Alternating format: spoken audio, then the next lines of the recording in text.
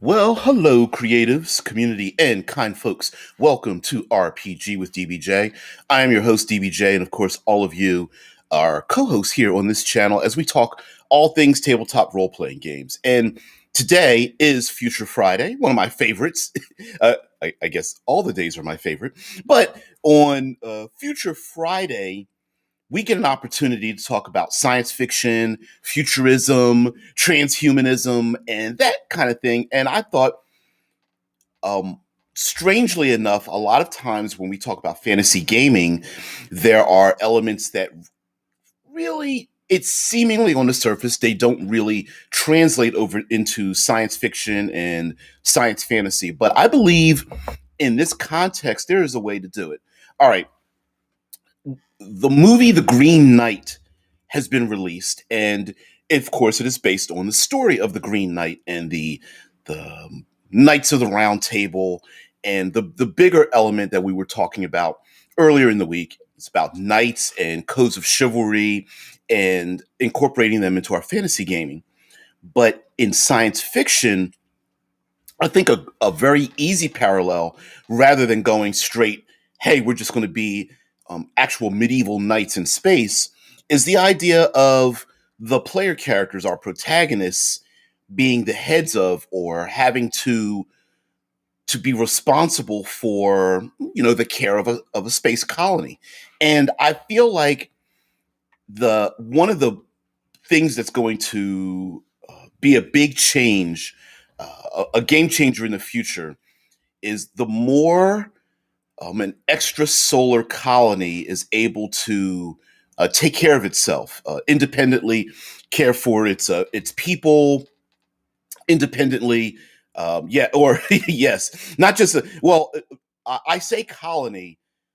I guess I guess a better way to describe it would be a large group of people who are self motivated and have an ability, excuse me, to take care of themselves in deep space and leave a legacy.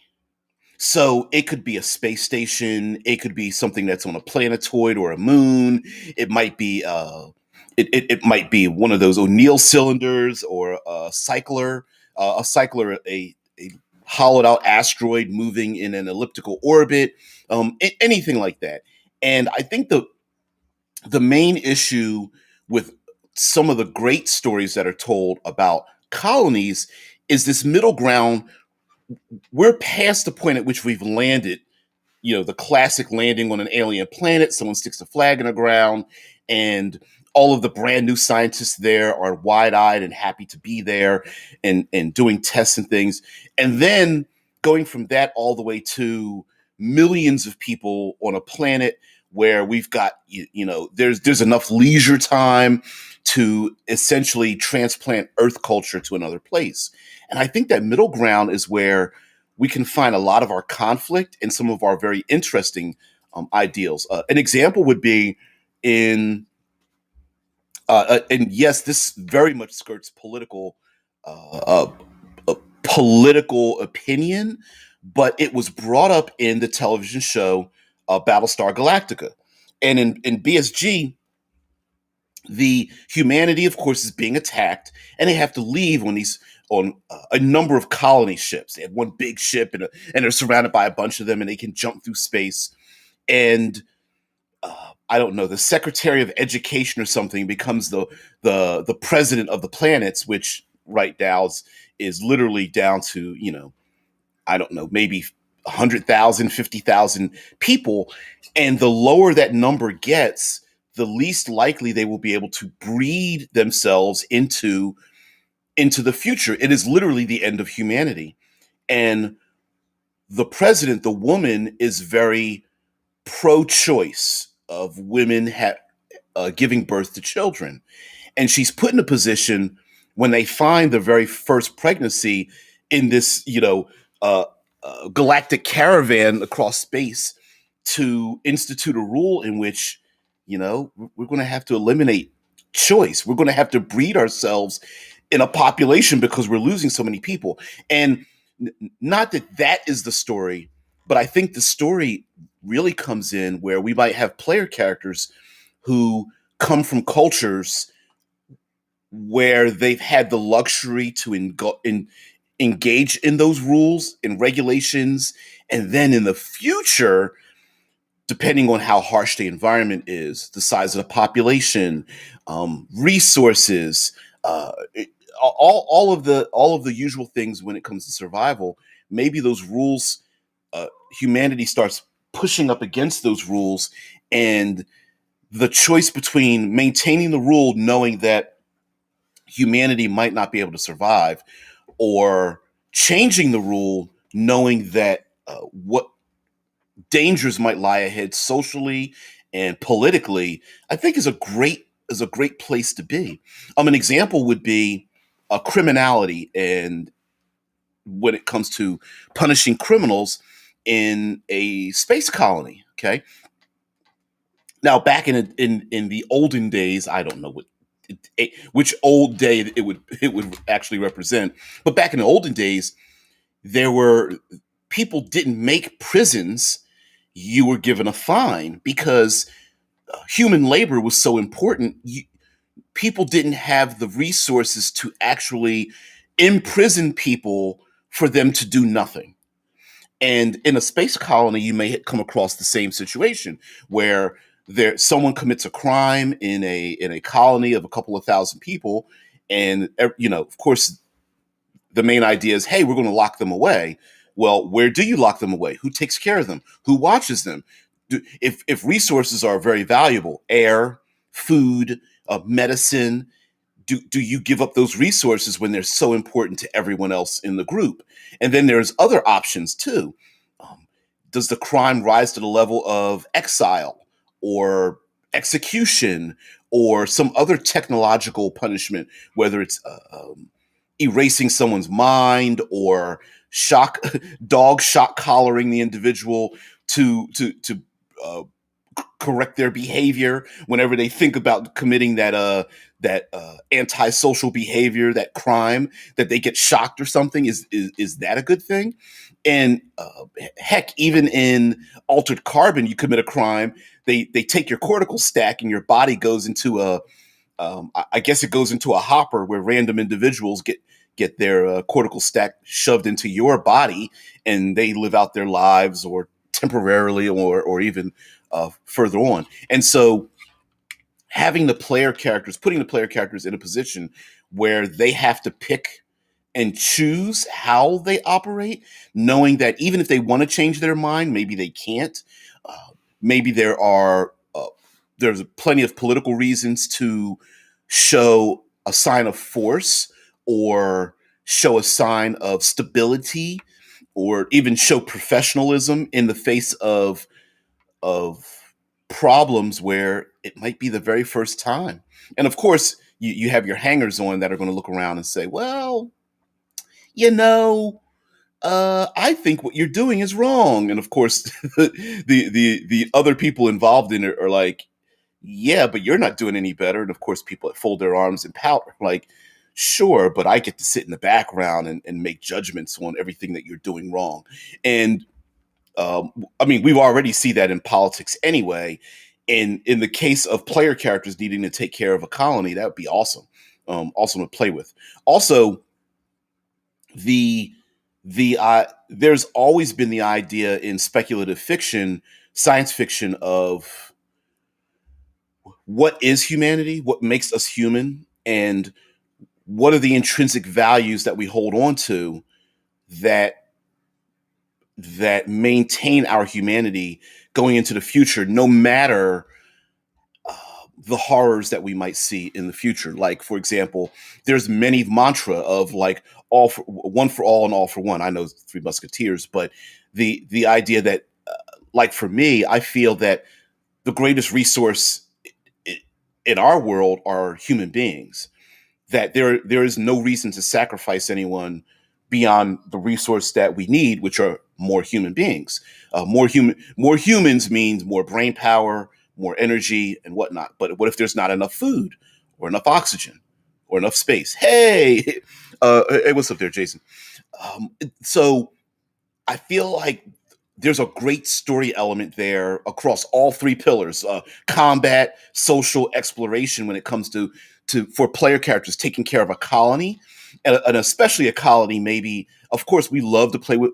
We talk about tension timers here on the channel quite a bit, and one great tension timer could be, of course, the idea that maybe there's a planetary rotation, or there is some kind of seasonal event or something of that nature that's happening on a planet where the player characters are there. Maybe they can't just easily get on a spaceship and leave whenever they want to. Maybe there's communication is garbled. The planet might go through a very hot cold phase because it's got an elliptical orbit.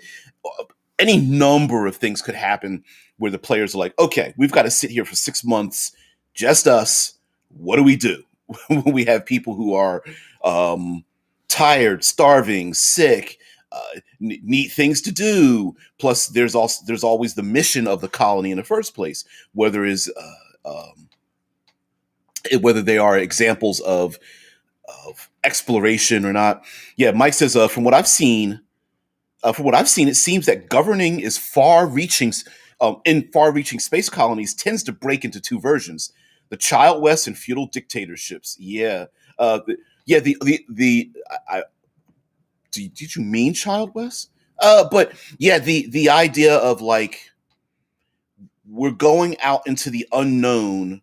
It's brand new. We're just on our own, and that's often, if you take a look at, strangely enough, space colonies are very related to Western stories, right? It's, hey, the we're going to leave civility and go out into the wild, and the only law is going to be us. It's a spell check, yeah. The Wild West, not child, not childless. Yeah, yeah. The Wild West, yeah. You're fine. It's like stupid Samsung. Yeah, that. Unfortunately, spell checks and tabletop role playing games don't go together because they never understand what we're talking about. But yes, you're absolutely correct though that that they do fall into the category of, hey, listen, it's just us, and we got to make our own rules. And whether it means we're hanging horse thieves from trees or not, that's uh, the person with the biggest gun gets to rule, or the person with the most cattle, or creating the railroad, or the oil barons. And of course, you could take all those examples and then turn them into uh, flip it on the science fiction head, right? But then there's also the hegemony, the empire, the ones that, again, with the biggest guns and the most technological advancement and money, are able to instill rule and law and order. And how would the player characters act if there are maybe elements of the empire there making sure that the people stay in line? I mean, the United States is built on that. You know, how many people in the beginning of the United States, before they were the 13 colonies or during the 13 colonies, were like, no, I'm loyal to England. We're not a new place. We're just the old place, just far away. And of course, what happens is the people that are there are like, wait a minute, those people far away don't know what we're going through when we live here, like a colony on the moon. Hey, they don't know what kind of things we go through. So I love that kind of stuff. Pelora says you can make food out of human beings. True. What? did we just skip a thing and go there? I think maybe that's a little too close to your imagination there. But yes, it is true. What do I joke?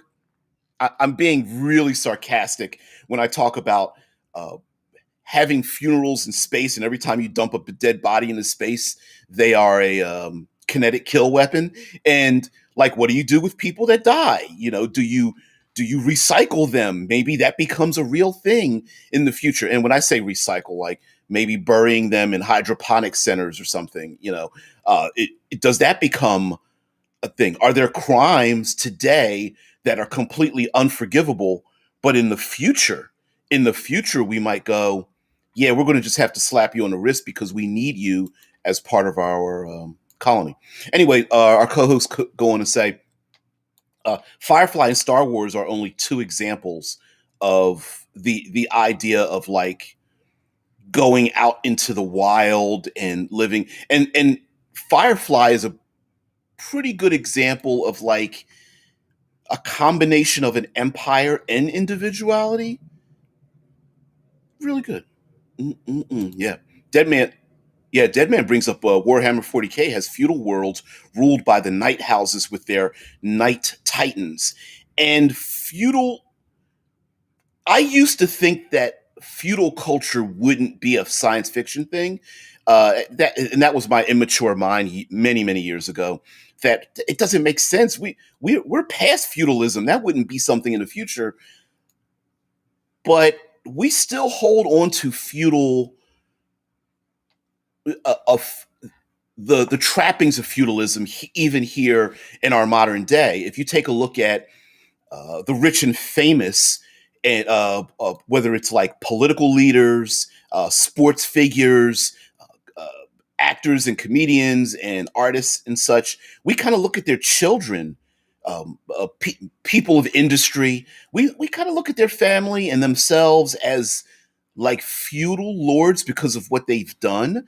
And I could see that happening in, a space colony where someone's rich enough to, get a couple of hundred people on a seed ship and go to another place. That, hey, anyone related to the Bezoses of the world would become their own nobility of sorts. Um, I wouldn't doubt that. Yeah. And of course, if you start adding in like religious figures and doctrine like that, you go out into space because of a religious pilgrimage or even scientific pilgrimage. The rules, I think, would change, but I think the feudalism might still be there. Whether it's like ownership of technology or a resource that was found, or heck, I control the standards by which we survive, whether it's protection from radiation, um, clean air, or something like that. The blue collar workers might be the ones that control everything. Mike says something BattleTech points out is that a group of people will tend to take their old political baggage with them. That's true as well. Given the chance of self govern remotely, people will inevitably fall into old alliances and conflicts. The story of the Pentagon Worlds discusses this. And also one of the conflicts I think is great to play with are, those old rules in this new world. Maybe, for example, when someone says, "Hey, let's use mind editing to solve our criminal problem," someone's going to say, "Well, where do you stop?" Because that's a big issue politically, right? Hey, if we cross this line, where do we stop?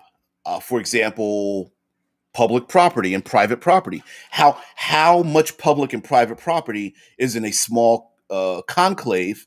Hint, hint, hint. A small conclave rather than a large, tens of millions of people planetary settlement, right? Can people go into your room and get your tools because we need them, or are you expecting people to respect your boundaries? And what are those boundaries? Oh, P. Pelor's like, you have to do something with the surplus population. Yeah. Oh, well, okay. If you know you have the proper air circulation, food for exactly 137 people, when there are people who want to begin, and I'm using the word breeding to make it seem a lot less, to make it very clinical. When you have 8 new faces that might be coming upon, what do you do? If you know that this is a potential danger, that we won't be able to keep the air scrubbers clean and feed everyone, and collect resources and do scientific development, and yeah.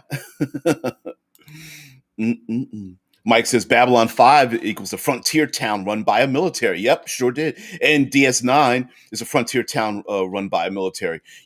A lot of times, well, frontier towns are run by the people with the biggest guns, the the ones who both can keep outside fears outside and keep inside fears and the ones that control the inside fear, right? If there's dangers on the outside, like going across the Wild West, and there was a fear of being attacked by native peoples.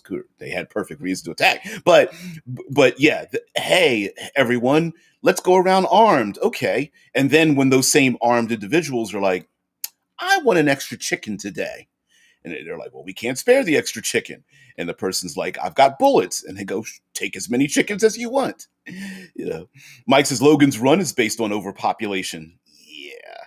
And once you start making the choice to, you guys go into eating people or at least recycling people. But when you go down the path of exiling individuals and how you punish them and whatnot, or the opposite, forgiving crimes that normally would not be forgiven from your home world, what does that do to everyone else? Now, when we start talking about the other pillars, whether you're talking about exploration, of course, when we have science fiction and space, you're going to have a lot of tropes, whether it's some kind of resource extraction or alien virus, and you can go on and on. As a matter of fact, the television show Lost in Space did I think, a really good job in balancing exploration and survival with this family, their kids and stuff. It was really good on Netflix.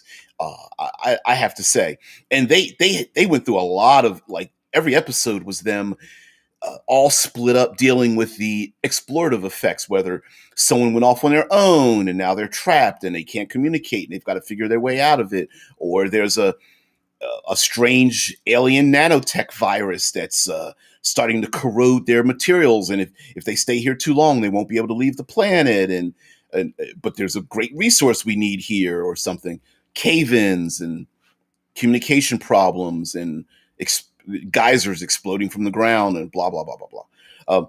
AG says Picard once said, "With the first link, the chain is forged." Sci-fi and the slippery slope go hand in hand. For the greater good, plus powers is a recipe for quite the chain of events. Yeah, everyone's got their own. It's funny because those quotes sound like a thing where everyone's on the same page, and they never are. Right? The for the greater good. How many times have we been able to rationalize the worst in humanity for the greater good? And a lot of that is, well, given the circumstances in the future, this is going to happen. So let's do something about it now. And someone would say, sure, we'll get an umbrella because it might rain. And others are like, I think we need to kill 37 people randomly because in the future, so on and so forth. I mean, we've seen that play out with the bottle stories. Bottle stories. Everyone trapped in a submarine, trapped in a cave, trapped on whatever. All the people are trapped together, and no one knows, or there is a limited amount of time before everyone's going to die. Okay, and there's always going to be those one or more people in the group that's like, hey, let's sacrifice part of us so the rest of us can live, whether there's a lack of oxygen or space or weight on a thing that's balancing precariously, so on and so forth. Maybe there's something dangerous outside or whatnot. And there's always going to be that person that's like, yeah, let's sacrifice some people. And now, mind you, of course, they're never thinking of sacrificing themselves. They want the most charismatic people to make the decisions, which brings us to the social implications, where we know a lot of times, sometimes the smartest people aren't necessarily the best people in the proper position. More often than not, it's the most charismatic individuals, or we have a strange fascination with danger. It's why we have domesticated cats and dogs, which are dangerous felines and lupines out there in the wild. we have a fascination with criminality, with violence, uh, in the sense of not only are we enchanted by it, but we also we like to keep it close enough that we understand what's happening. It's like always keeping our eye on the person who has a, chaotic response or violent response to social order. And a lot of times, either someone is very charismatic or someone is very dangerous that's given a point of power. And the player characters, especially all those player characters like to dump stat their charisma, they might not be in a position of authority, despite the fact that they're the smartest ones. Very few people, very few smart antisocial people are voted politically to be in leadership at all. Not even spokespeople. It's usually the one who's got the greatest looks, a good voice, able to get a good twist of fate of phrases out there to the public, speaking in sound bites and whatnot. It's the very reason why Neil deGrasse Tyson has a comedian on his Star Talk Cosmic Query show. Right, it's to put people at ease and not make people afraid of science. Mike says Bab Babylon 5, more than DS9, the governing body of the station evolved into its own independent identity. Breaking away from your originating governing body, like Earth, meant redefining who you were politically. Hell yeah. Anyway, Mike goes on to say that definition becomes who lived there and the resources they could bring to bear when defenses were needed. Thus, the Minbari and Narn warships, exactly. And even if you are operating under air quotes old rules, we might have new definitions for that. A perfect example for the founding of the United States are the railroad barons and the oil barons. At one point, we didn't have railroad barons and oil barons, and then we had them, right? Cattle barons, they didn't exist until they did. If the player characters are on a planet and someone their I don't know, their rival finds unobtainium. Oh, what a terrible name for something that some scientist somewhere is probably going to name some rare element. But anyway, I roll. um, uh, when a rival finds unobtainium, they probably just got gained themselves some kind of like feudal authority in this new world. They are the person of industry. We respect the person of industry, right? Or the person who comes up with a new technological method to survive the acid rains or the poison atmosphere or the gravity fluctuations, the cryo volcanism on this moon or what have you.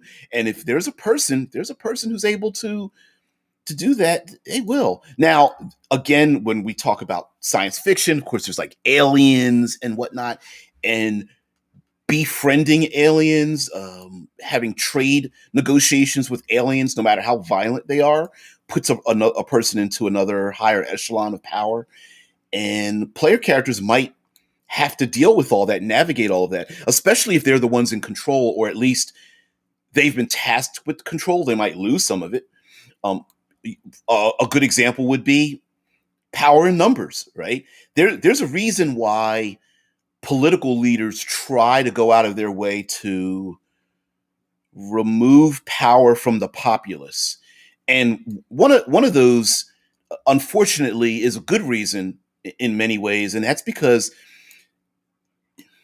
a pure democracy, we found out, doesn't work, because it works very much on people are motivated by emotion far more than they think they are. And so fear and jealousy and envy and a lot of the others, the other seven sins, or rather, I don't know, four extra sins or whatever that are part of that, um, are motivated by mob rule. And so removing the ability for the populace to think that they can get together to oust you, two player characters might very well be ousted by 5 dozen other individuals who are like, yeah, you might have a lot of guns, but we don't have to do your work. We don't have to do what you say. There's more of us than you. How many bullets do you have in your gun? And yeah, you push people to the brink, they could just oust you just by decision, by simply going like, wait a minute, I could just fold my arms. AG, I see it. Mike says it's funny how the control of needed resources creates a new aristocracy. Yep, cattle barons, is a great example. Yeah, there was a History Channel. It was uh, the show was like the Men Who Made America, and a lot of them were these industrial icons, and they each created a like they found a thing, and they became the new aristocracy of the United States. And it makes me think of like colonialism in a broader sense, not on Earth, but I'm saying like out in space, where finding a new resource, and that resource need not be a mineral like a like AG says. It's like, oh, let's see, unobtainium, rare raridium, hard to findium, non not okay. Ooh, I'm gonna punish this one. All right, non-abundantium. Stellar writing. Listen, listen. We live in the Milky Way galaxy. If I'm not mistaken, we have a neighboring galaxy called Snickers. I, I, I swear that's a real thing. I don't know where I've heard it from. Yeah, non-abuntium. That's my new favorite. Polar, you're so silly. Oh man, we've got to go find it. And everyone's just like doing the head slap, like, don't. Oh, why did you name it that? Mike Gould says this is likely why the Wild West dictatorship situation evolves even in space. Oh yeah, I mean, look, okay, uh, um, oil, coal, railroads, cattle, water. Water is another great one. Resource. Um, a lot of those a lot of those situations, especially like mining, a deep earth mining, strip mining, because what ends up happening is a person says the Milky Way ate the sausage galaxy at some point. Yeah. Ooh, that's a nasty visual. I'm gonna have to put that on my OnlyFans site. Hold on, let me put that in there. But Gaia sausage. That should be a T-shirt. So one of the problems with it is that the industrial aristocratic baron demands is everyone folds their arms and goes, I'm not going to go after um, raridium because we're not getting anything from it. And then, of course, what does the dictatorial person go? Sure, you don't have to do it. We'll just blow away one of your best friends, or like the gold rush. As long as there's hope, sometimes people uh, put up with an environment that's pretty nasty, just on the off chance they might receive something from it. So there were lots of people in the Wild West that were digging pits trying to find oil and gold and even water, and yeah, lost everything. All right, so Dead Man says unobtainium in fiction, engineering, and thought experiments. Unobtainium is any hypothetical, fictional, or impossible material, but it can also mean a tangible but extremely rare, costly, or reasonably unobtainable material. Less commonly, it can refer to a device with desirable engineering properties for an application, but which are exceedingly difficult or impossible to achieve. I didn't know. Is that a TV tropism, or is that a real science? Because it says you said in fiction, that's the thing. Yeah, I mean, it's funny that while that is a trope in science fiction, it's true too, right? There's always that device that works rarely or requires a fuel that's very rare, some kind of like power source, or can only be operated by a specific set of engineers. Oh, really? Deadman says this is the definition for Wikipedia. Ooh, it's moved up from TV tropes. Okay, it's the that sounds like a T-shirt possibility as well. Mm. Michael says, "Do not." I need the scratchy microphone. Do not become addicted to water. Immortan Joe tipping his hand on what his dictatorship controlled. Yeah, yeah. The whole Mad Max series is a good example of that, right?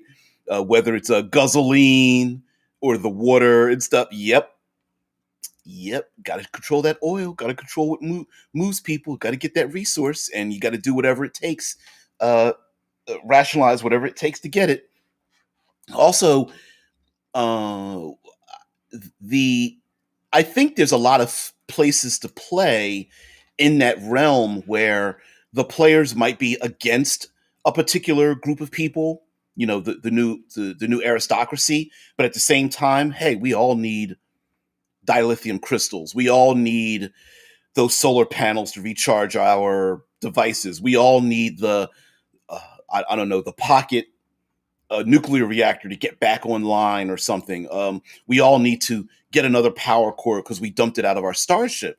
And the desire to A, want to blow somebody away, and B, not being able to do it because you need their help is pretty interesting. If you have a starship that needs a minimum of 12 crew members and the bad guy is like, blow somebody away, and he goes, yep, we used to have 13, now we've got 12. Now what are you going to do? What are you going to do to me? You need me. So just tell me where do you need me on navigation or the engineering room? Hey, right?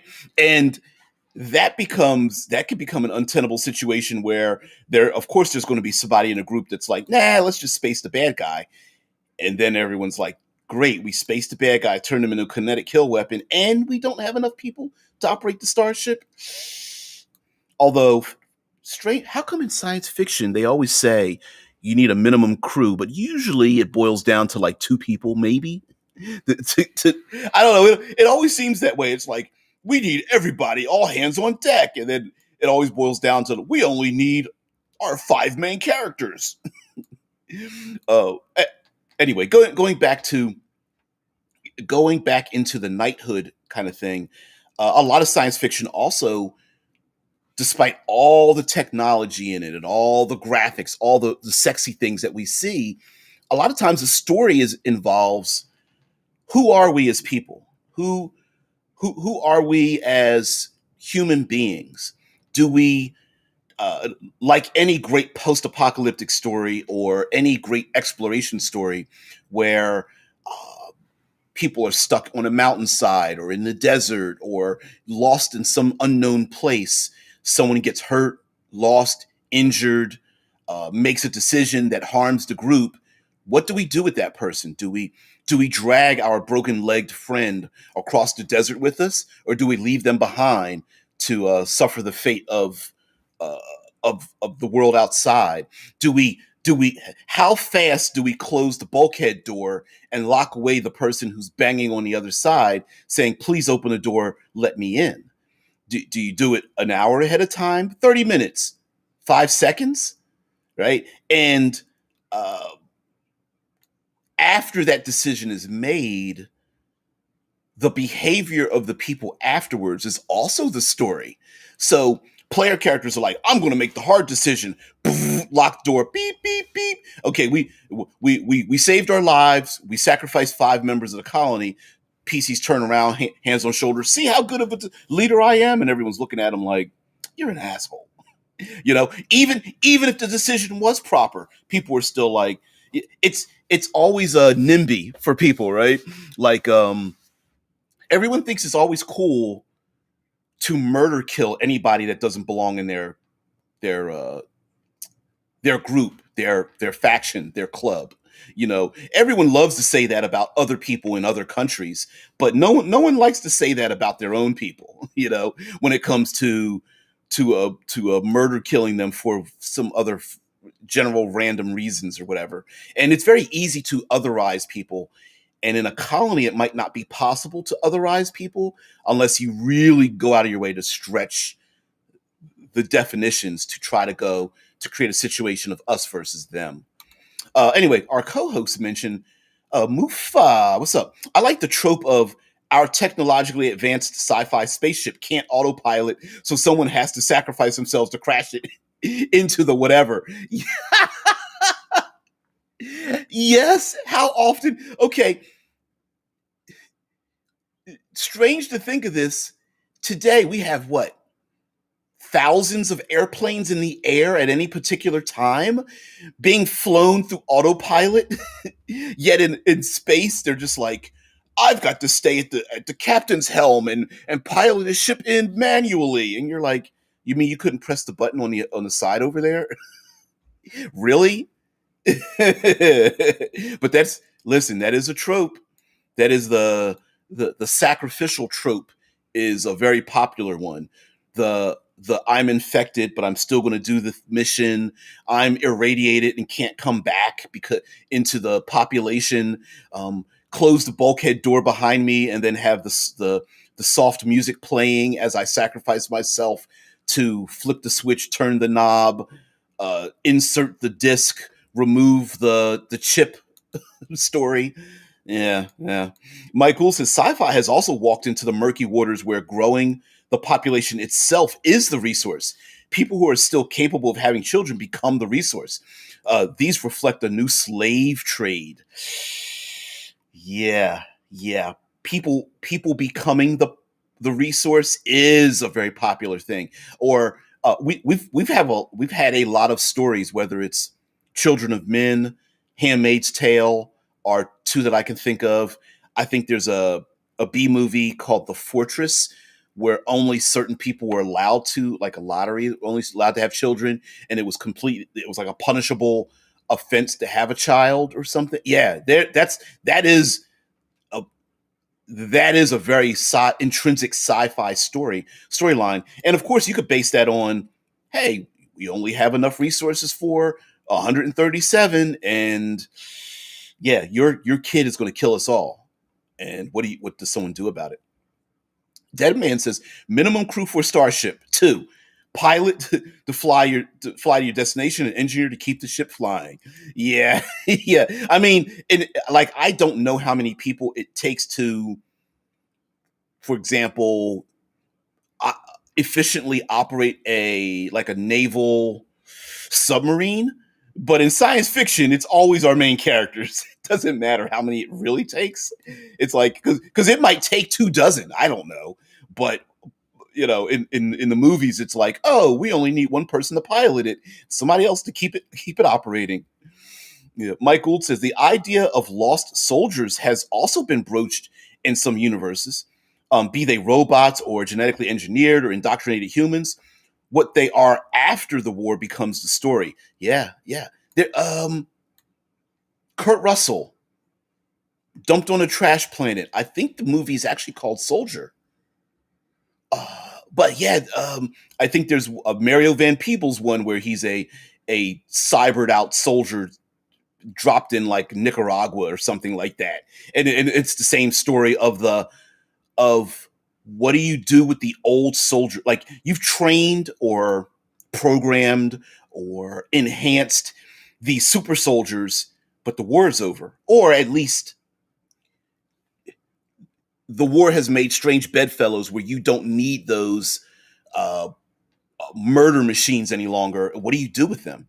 And it becomes a lot of times the stories become lone wolf and cub, where the the protagonists, the killing machines, don't have any skills but killing, but they slowly start to learn peace by manipulating the ways that they learn how to relate to other people. It's really it's a they're definitely stories of humanity, right?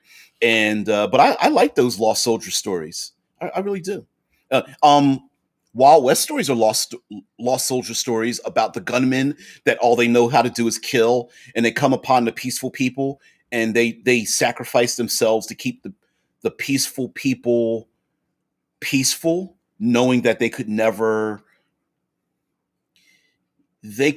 retire on the farm, but they're more than willing to sacrifice themselves to protect it.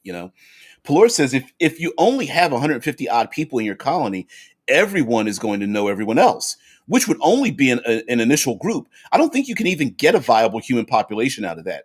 I don't think so either. I'm sure someone could Google through this. Like, what is the smallest viable population without inbreeding and destroying cells with like genetic mutation? Although maybe technology could get us past that.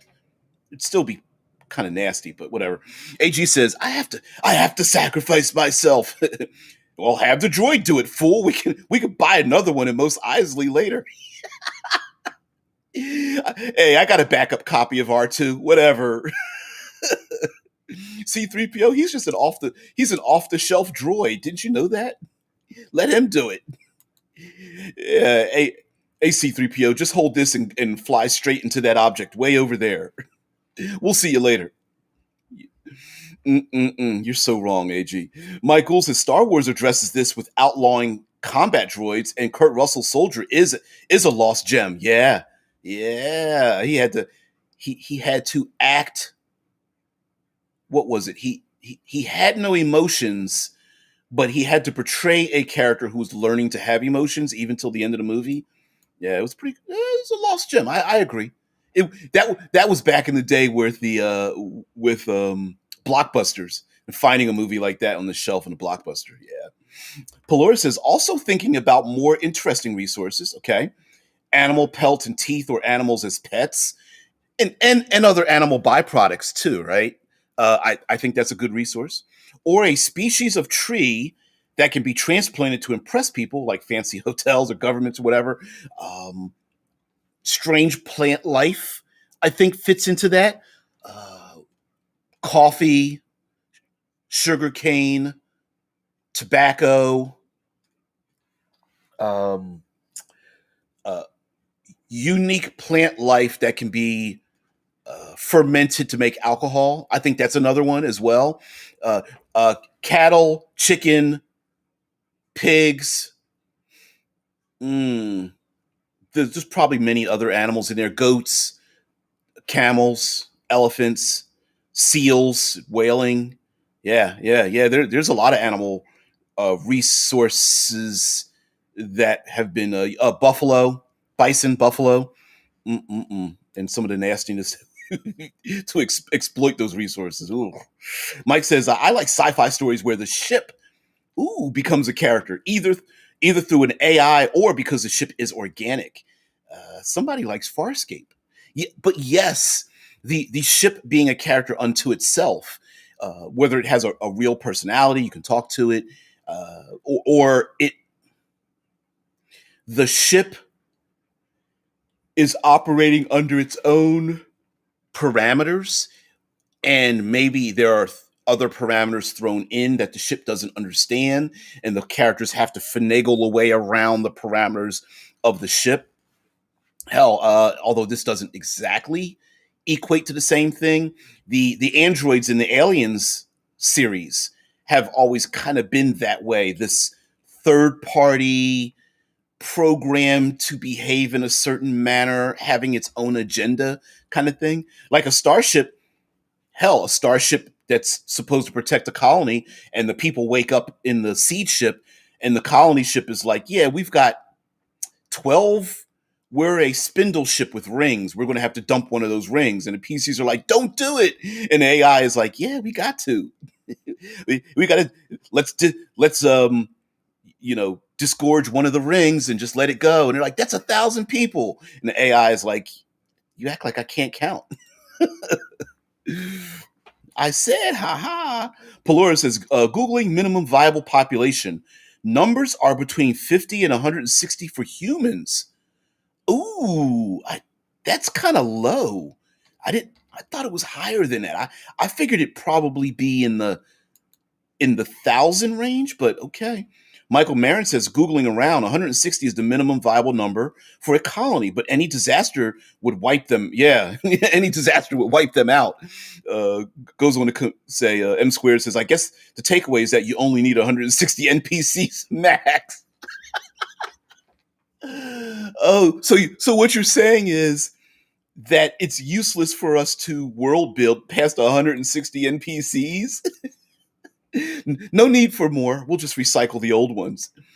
Man, but 160 people, you can get pretty incestuous real quick with that.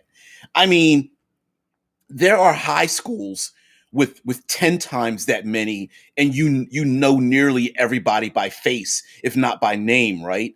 160, that's you know everyone's you're at the point where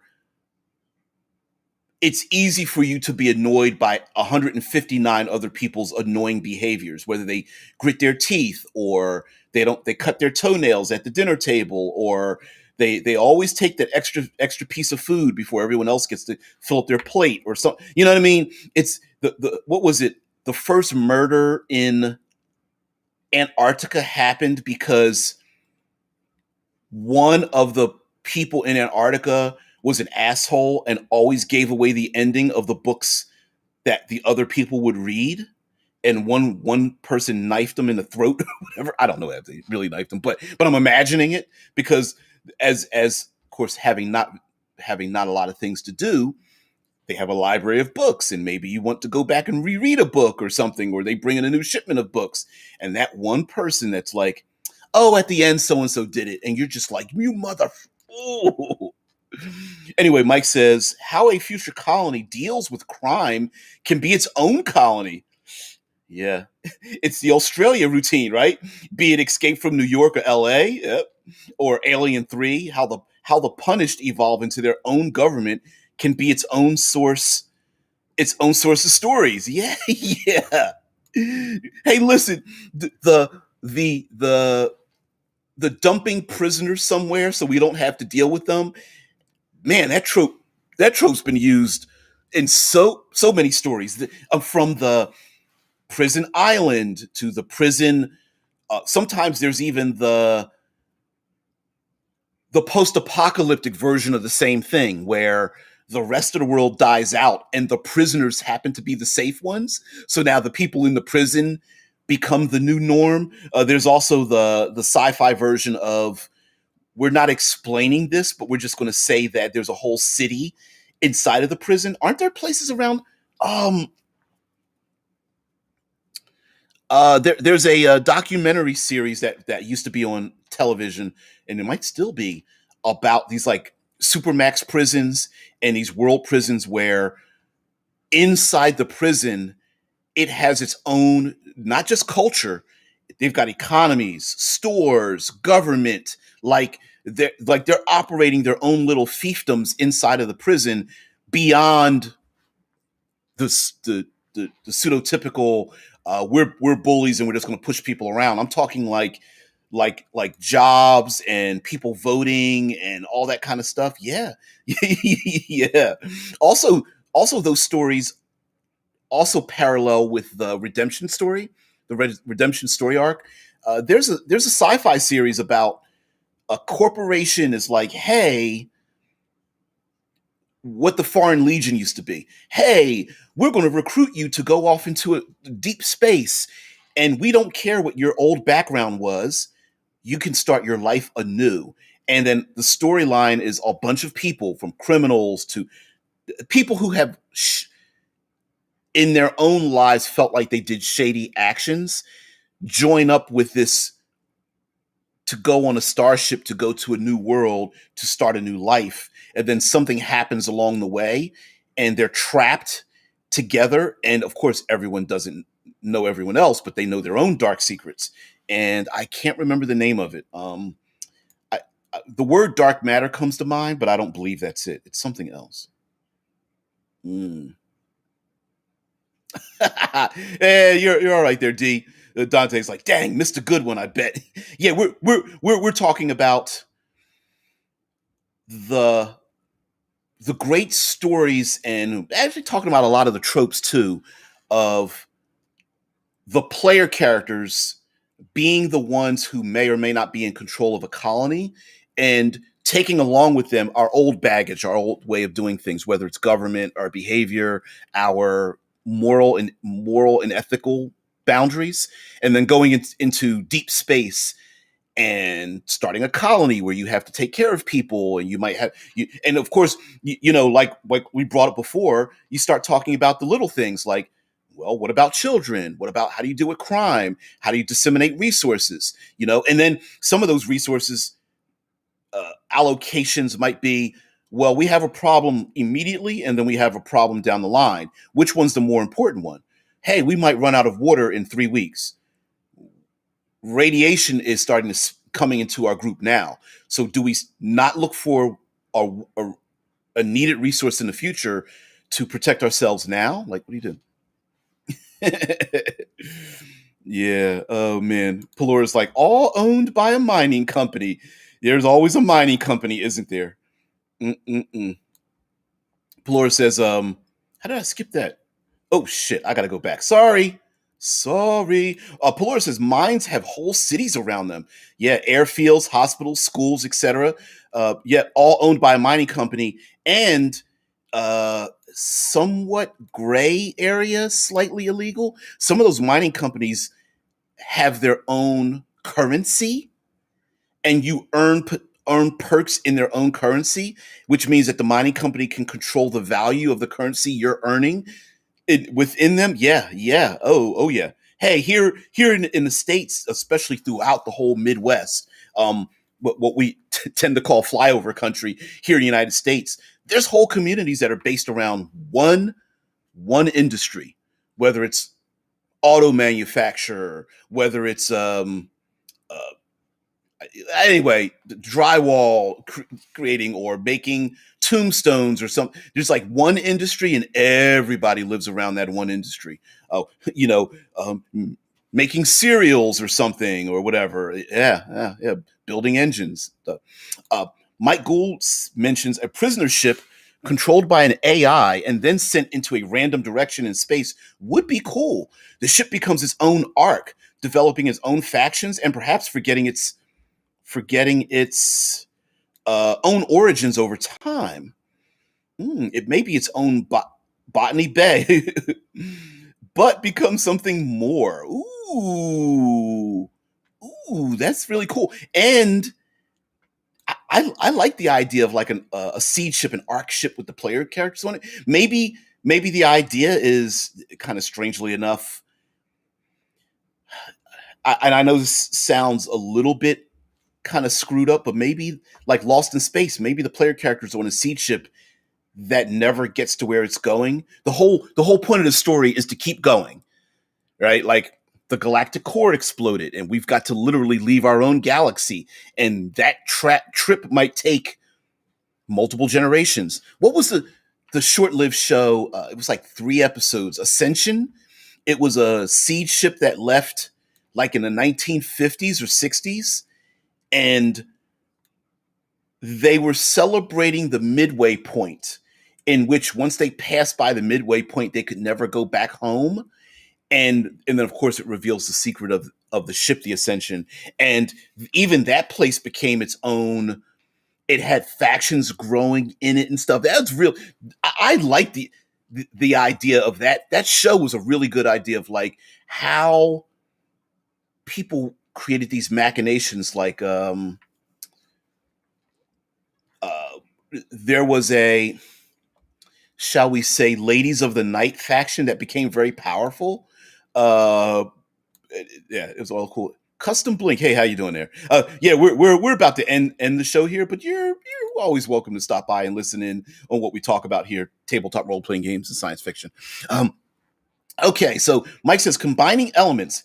A penal colony might be staffed by prisoners, enforced by robots, headed by a mining company, with benefits including being allowed to have a family if loyal or productive. Ooh, that's a cool like prisoner.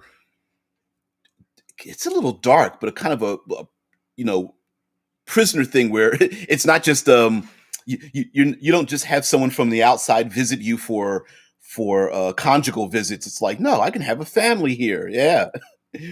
Dante says abandoned colonies too are like their own trope. Space ghost town. Yeah, there's always a beacon. sending out for sending out a garbled message. Got to have the garbled message and the we scanned and there are no life forms, even though there's really people moving around down there. Yep. Dead Man says the stabbing in Antarctica was an attempted murder, not an actual murder. Okay, Sergei Savitsky stabbed Oleg Bologazov, and I believe it was well, at least I'm going to say the clickbait was about the fact that one of them had a habit of revealing what the end of the books were, and it was just like, you mother. Ooh. I don't know. Maybe the stabbing was warranted. Anyway, Dante says before Starfinder, Pathfinder did an adventure arc that featured a crashed generation ship. Very well written. What? Isn't that in the Inner Sea World Guide and other things? Iron Gods. Yeah, yeah. Does these Iron Gods? I think it was called. Yep, sure was. Sure was. Mike Gould. The dangers of colonialism. LV-426. Then you get aliens. Yeah, yeah. Garbled messages and the whole nine yards. And oh heck, that the first Alien movie has all the tropes in it, right? You have the opposition to leadership. Don't let that on the ship. I don't know why not. It's just a little seed. It looks cute, isn't it? Damn face huggers with their male and female genitalia in them. Yeah. Oh. Anyway, guys, we've come to the end. We're going a little bit past it, but thank you very much for being part of the show. Just to let you know, there is a project unlike any other, at least one that I'm involved in, the Creators Conclave. So, along with the general call to action, please like, share, subscribe, spread the word of the show, follow, whatever. Custom Blink, yeah, you're very welcome. If you are into tabletop role playing games, the show unfortunately airs Wednesday, Thursday, Friday, 6 a.m. Eastern Standard Time, usually for about an hour, and we talk role playing games and just open, honest, whatever. So you're always welcome to be here. Custom Blink, yeah, ride Eternal, Shiny, and Chromium. Yeah, guys, if you are a content creator or you want to be a content creator and you are an individual who has a great idea, but you just don't have that marketing element in you, the Creators Conclave is set up to do that for you. Writers, we're looking for writers, podcasters, blog posters, Redditors, Twitterphilians. I don't know what you call those. Instagrammers, all those individuals who are part of TikTokers, who are part of the tabletop role playing community, and you feel like you have a great concept, but no one knows who you are. The Creators Conclave is set up just for that, as a union of sorts, a collaborative element, endeavor to raise us all up into the mind's eye of the greater tabletop role playing community, and all of us deserve a shot. So sure, why not? Custom Blink's like, yeah, good to know the hours. I've seen the end of your stream a few times. Oh, usually the end is where all the good stuff is comes out. Sorry, but that just happens to be a commonality. So whatever. Anyway, guys, I got to get out of here. Got to head off to work, especially with the rest of you guys. Everybody, thank you very much for being here. All the new faces as well. Please, thank you very much, guys. Have a great one. My producer, Sophie Boo Boo, is demanding my attention. Guys, have a great one. Customs like, much love, guys. Have a great one. Love you guys. I will see thee next week when we absolutely, I promise to talk about monstrous races. So that's what we're going to do. Everyone have a great one. Pelora. See you all.